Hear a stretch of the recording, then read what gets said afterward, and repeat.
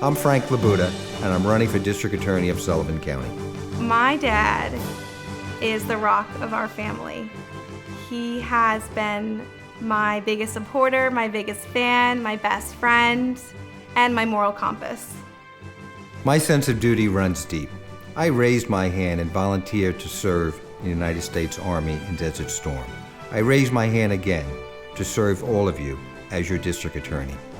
I've always admired Frank LaBuda's service to the nation, to the town, to the village, to the state. He was a fireman, he was a serviceman, he was in the military, he was in war. Sitting on the bench for over 20 years, I've seen what the opioid crisis has done in our county.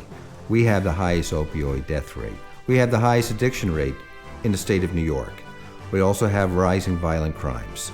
We need to make our county safe for all of us. As many of you know, I've lived in Sullivan County for over 30 years. I was in the DA's office as chief prosecutor for 10 years. After that, I had a local practice of law in Würzboro. I was also elected as a town of Mamakating judge, and as all of you know, for the last 23 years, I've been your county court judge. Sullivan County has its challenges, and Frank LaBuda is the most experienced to tackle those.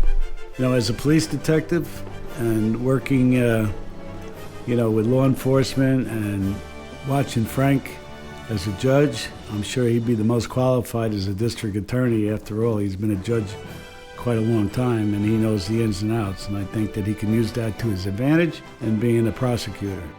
I admire my dad for his military service, his community service, and now that he's running for district attorney.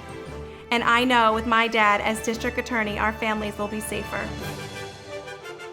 We need a people's prosecutor in our county, a person who will stand up for all the people, a person who will make our community safer, a safer place for us and our children and our grandchildren.